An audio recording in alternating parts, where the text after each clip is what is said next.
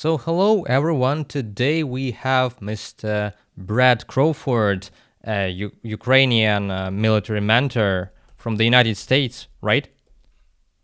That's correct, sir. Yes, a mentor from the United States and the Ukrainian army. It is an honor to have you in our studio today. And we would like to discuss what is happening right now all over the world with the United States, some kind of their foreign policy, what's changing. And to start with, I would like to ask you about the halt of military aid to Ukraine and intelligence sharing data. And just as we were preparing for this interview, there were news that United States no longer support radar systems for Ukrainian F-16s. So now Ukrainian F-16 pilots won't know when the enemy will target them with missiles. As a mentor on the field in Ukraine, what's your take on that? Well, first off, I'd like to thank you for having me here today to be able to speak to not only the Ukrainian people, but hopefully back home, the American people and the people around the world as well. It's a great honor to be here today. Uh, I've been in Ukraine for almost 2.5 years now, mentoring, training, and advising the Ukrainian forces. Been everywhere inside Ukraine on pretty much every front. We've worked with over 22 brigades and trained almost 5,000 Ukrainian soldiers during our time here as volunteers in an effort to help the Ukrainian people. So when it comes to these subjects that you're talking about today, not only do I have insight through my military experience, being a prior military serviceman in the United States, a retired military serviceman with decades of experience, I have experience here on the ground in Ukraine in real-time conditions. So I would say this to not only our current administration, but to Americans around the world. We have to understand that these issues that are caused by these delays in funding, military equipment, the uh, intelligence information that's not being shared at this time are catastrophic. Catastrophic effects to the Ukrainian military, and also catastrophic effects to the world order of freedom and democracy. And it's vital that we get these operational systems from the United States and our allied partners. It's vital that we maintain intelligence links and get the intelligence information, not only for military operations, but also for humanitarian operations. Because as you know, a lot of this military information, the intelligence information that's provided, it's not only just for military use, it's for the civilian infrastructure to be able to defend itself. A lot of times when we don't have the proper military intelligence information, uh, especially during air alerts and things like that, we put a lot of civilian lives in danger. So it's a very important thing, and I think we could break that down into a couple of different aspects. I think it would be better to answer each one of those individually. So we both know that these decisions literally cost human lives. They cost lives of defenders of Ukraine, civilians, and unfortunately, such people, I believe, as you, foreign instructors too, who came, and foreign international legion fighters that came to defend Ukraine and our rules-based order from the Russian aggression, which is basically trying to destroy everything that you in America, we in Ukraine and Europe are used to cherish and to love, like being able to choose your government, being able to decide how your country will develop, and not being subdued to some higher power authoritarian with no literal influence on how you will live your life. Well, I think there's a lot of misinterpretations in the West and in the United States about this war. I know I've heard a couple over the last couple of days. Number one, uh, we're talking about who started this war. Uh, that should be a no-brainer to a lot of different people. I don't remember in 2022 Ukrainian forces crossing the Russian border and invading Ukraine. Are Ukrainian forces crossing the Russian border and invading Russia? My apologies. Second, uh, I know for a fact that a lot of the money that is going to Ukraine is going exactly to where it's supposed to go. I've seen this equipment. I've seen it go to these units. I've seen these units struggle to get equipment. Uh, I've seen the deliveries be delayed by weeks, months at a time. Critical things that we needed for instance, during the counteroffensive and other times during our major military operations here. And the other thing, we talk about the funding for Ukraine. Uh, I made a great video to the American people a couple days ago, and I talked about as a soldier who's fought in the global war on terrorism, the United States Army, and actually been engaged in these conflicts. I can tell you, uh, the cost of the wars that we fought during the 20 years or so on the global war on terrorism, we spent trillions upon trillions of dollars, and thousands upon thousands of American lives, good American lives, were lost to these conflicts. And the American administration and a lot of the folks are talking about these billions of dollars that were spent. There's figures of 350 billion, but we know for a fact it doesn't take any more than a couple minutes of a deep study to find out. We've spent about 120 billion dollars for Ukraine, and out of that, 86 billion dollars was for military aid. So when we talk about the big numbers, and the United States talks about, well, we don't have the money to support this war.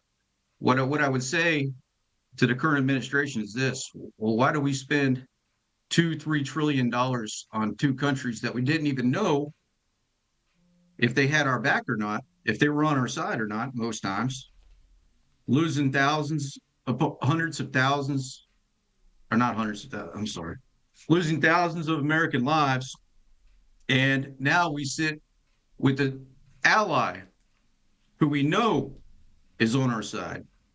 We know is trying to defend their freedom and democracy from an aggressor that most American people still understand has thousands of nuclear weapons pointed at every single one of our major cities in the United States and our allies around the world. They are not our friends. They are our second largest enemy in the world. Some say China might be first because of the global political situation at this time. But I would have to say, regardless, they are not our friends. And for us to go into the global arena and treat these people like our friends with these facts, we're wandering into some very dangerous territory. Well, for I believe almost for a decade, I've been hearing from Russia that America is our enemy. We hate America. We want it wiped from the planet. And those are daily shows on Russian TV with Solovyov and all other propagandists. We even have a weekly show, because you cannot call it anything else, with some cutouts from their propagandist programs when they say they want to destroy the whole world. And it is absolutely surrealistic, yes, when they are talking, we want peace here and we want to destroy everything on their TV, basically for their inner audience, preparing their inner audience for something, maybe preparing for enlisting for a global war. And with all that said, what's happening right now, as we can see, that the alliances are reshaping. People in NATO are not sure about tomorrow. We have rumors of moving US troops from Germany to Hungary, and possibly that the new administration is not interested in protecting Europe from a possible threat. How do you think? Is this the problem of the current only political elected administration, or this is the case in the American society, this struggle and willing to isolate themselves from problems of the others, if we say so, and concentrate on their inside some social questions that they want to solve? Well, thank you for that question. I'm not a Republican, nor am I a Democrat. I'm an independent. I believe in the Constitution of the United States, and I believe in our laws, our traditions, and our country. So I don't really take a stance on the Republican side nor the Democrat side. Um, I'd like to break this question down into a couple different areas here. Number one thing that I see in our country, and I try my best to counter it. Uh, if you notice with our news media and a lot of other things that we talk about, there's a lot of Russian talking points that are portrayed in our news media, talking about just like the thing we talked about before. Who started the war? Oh, it was started back in 2014 when the Ukrainians uh, bombed certain territories. Or the issue is that we don't look at our history enough. If we look back at history, we'd understand that the Russians have done these incursions ever since long way back. We're talking about Georgia. We're talking about Chechnya. And We're Moldova. talking about Moldova, yeah, the first Moldova. incursion. Correct. We're talking about all these incursions that have happened. Then we had Crimea and all these other, and then in 2014, what do we have? All the incursions into Luhansk, Donetsk. There's never been a time where the Russians have ever wanted peace. They've always had expansionism. They've always tried to move into their neighbors' countries and their territories. The current administration, I thought when we got a newly elected president that he would be more tougher on Russia, that Russia would have a little more respect for our current administration.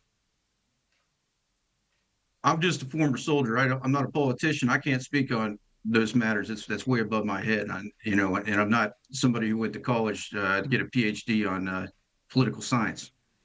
But the thing is,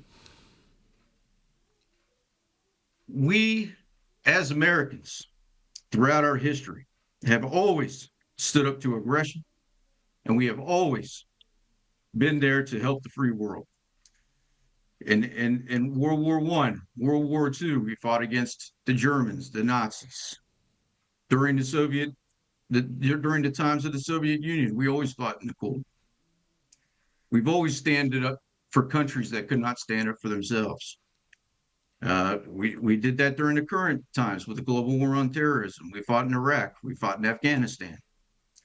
The question I would have is, just like I said during the initial part of the interview, why are we stopping now? What's the reason that we're not going to do what we've been doing for the last 80 years? And that's a very interesting question that I would like answered by the administration, because I know it's not about the money.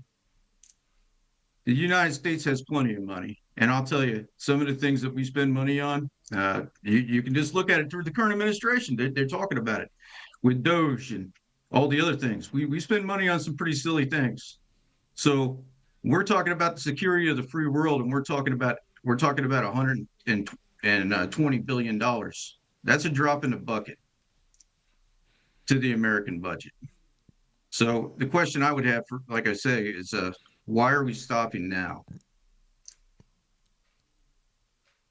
Well, maybe there is a hidden reason that we do not understand.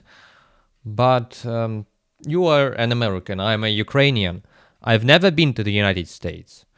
But I usually hear from Twitter, or now X, when one billionaire bought the company, and I hear from the news that there are some social problems that people wanted to be addressed, and because of that they have voted how they voted. You, as a citizen of the United States, can you say me if those social questions are really so acute right now, or it is part of the bigger political game? Well, in the United States, we always talk about the economy. We always talk about freedoms and rights and things that we all feel should be important. We try our best to make sure that the government does not interfere in our daily lives and duties. Um, like I said before, this really is not my department to talk about these kind of issues, but I think that the last election that we had definitely showed that the American public does care about the economy. They do care about these social issues. They do care about their freedoms and their rights. Uh, and I think that definitely does have something to do with the current change. Now, what that change might be, I am not sure, but you can look around. Everybody has an opinion, I guess you can say. Sure. But really, to find a problem, you need to look at the root cause. And I just there's so many things that are going on over there right now. It's really hard to find a root cause. So I believe we will find out later. As we always do, we have found the root cause for World War II only after it had ended, was the same was with World War One. And I really, honestly, I really hope that this war ends soon, because so much blood has been spilled, so much destruction. I've seen personally a lot of destruction, and even our UATV channel has been hit by a Russian missile and obliterated completely just 4 weeks ago. Yes, so this is daily Russian missile attacks and drone attacks, and we stay here in Kyiv, which is fairly protected.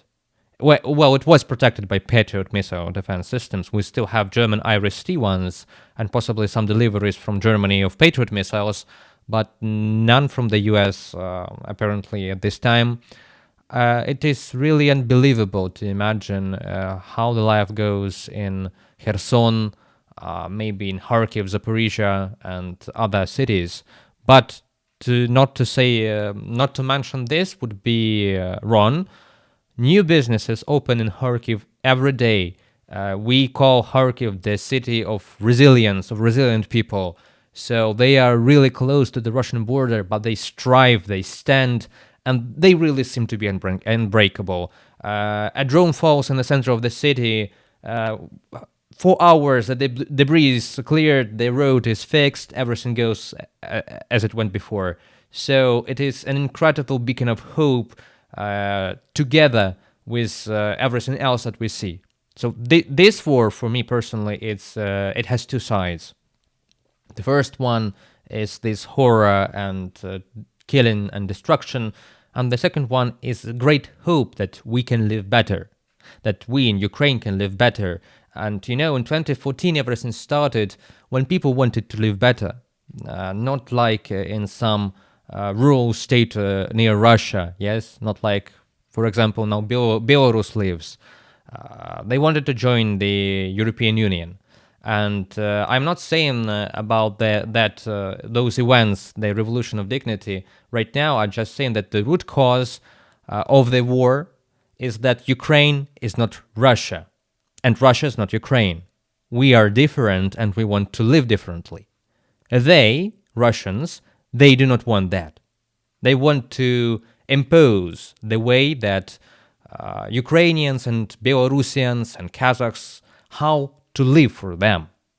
And I believe that is one of the core values, if I'm correct, please tell me, of the American Constitution, of the American people, that people choose their own way of life, how to live their lives, and in which country.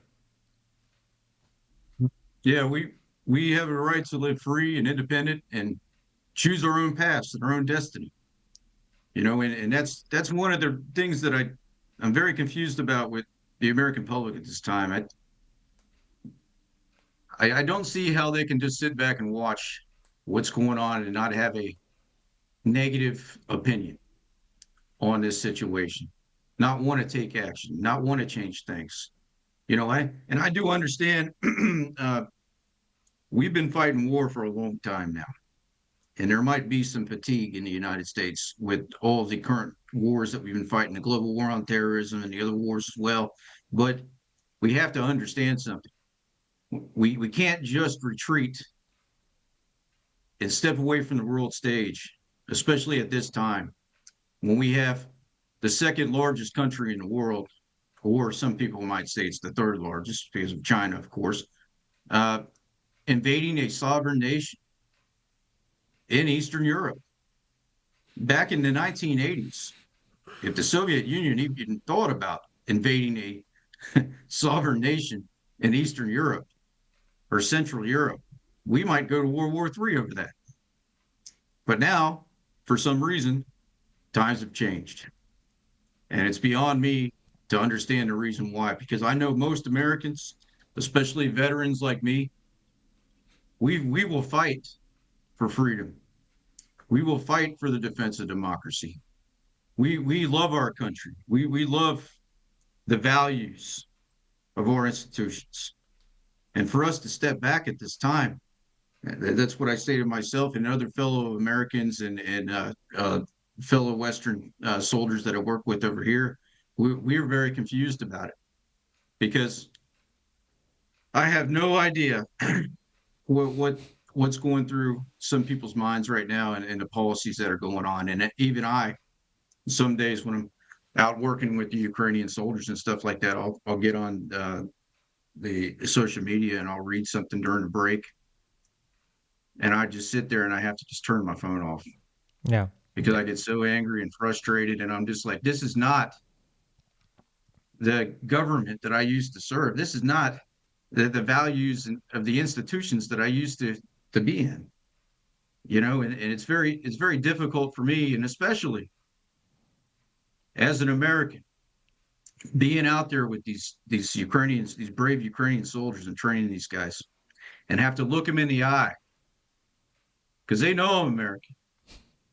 Have to look them in the eye and actually just look at them in a straight face and just try to like not show any emotions and just show them that I'm not that person, or I'm not those people, that I'm actually here to help them. It's very difficult for me. I So see. I definitely agree with your question. Oh, okay. Thank you. And to finish our interview today, I would like to ask you, what will you going to do? What is your maybe future action plan here in Ukraine? How you will cope with this? Because the big politics are happening, news are being printed, but we still have to live our lives, and we have to live it here and now. So to be maybe optimistic, what's your take on what you're gonna do? Well, the first thing I'd like to see is peace. I'd like to see peace in the next second, the next minute, the next week, the next month. But in order for us to achieve peace, just like President Zelensky says, we have to have security guarantees. We have to go to the negotiating table and have a fair peace agreement. All right. We can't just go to the negotiating table and say, okay, we're going to stop hostilities. We'll give away all the territory that we lost, and then we're going to not join NATO, and we're going to demilitarize, and we only have an army of 50,000, and all the United States can come in here and take 50% of our mineral resources. That's not a peace agreement. That's a surrender.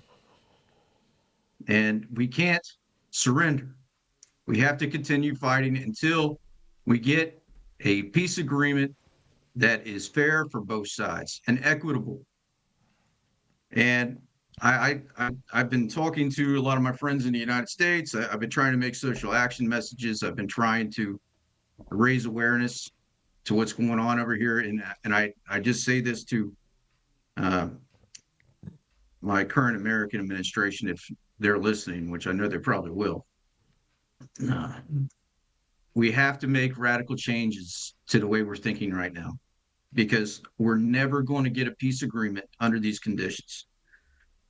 You're never going to force Ukraine to come to the negotiating table and negotiate for peace by taking away the weapons, by taking away our intelligence, by trying to change administrations, by uh, taking away mineral resources and deals, and then also forcing Ukraine to concede territory that thousands upon thousands of brave Ukrainian soldiers have fought for and have died for.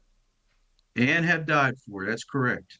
And I've had many of my friends as well that I've known internationals that have died for as well and have been wounded. So they have to come to the table with a deal that's beneficial to both sides. And it has to be fair. I understand that. And the other thing, I will say this, why are we not asking Russia to pay for concessions? You know, during World War II, when Nazi Germany attacked all of Europe, and especially in World War I, Treaty of Versailles, we asked the aggressor to pay concessions. We asked the aggressor to pay money to the countries that they destroyed. Why are we not putting that on the table? Why are we not being hard on Russia and making them accountable for their actions, their war crimes, all the things that they have done? That should all be on the table. And if you want a fair and equitable agreement, those things all have to be on the table as well. They have to be held responsible for their actions, and not only the actions of Ukraine, for the actions that they've done for the last 20 years. Because we have to tell them in one good sentence that what they do is not tolerated, and it's not going to be tolerated ever again. So, as for me, I'm going to continue to be here and train Ukrainian soldiers and do the best I can to make sure that these men can get home to their mothers and fathers, their sons and daughters, their grandmothers and grandfathers, and just continue to help with the freedom of Ukraine. And it's always a pleasure to be here and work. And I'll tell you, I've been doing this military thing for a couple decades now, and the Ukrainian soldiers that I've served with are some of the most bravest, strongest, most dedicated soldiers that I've ever been with. And it's an honor to be here. Thank you very much, Mr. Brett Crawford, for UATV. That was a really emotional interview, and let us pray for peace and for safety of all people that fight for freedom and for Ukraine right now. Thank you again for what you're doing. Thank you very much for having me. I appreciate you.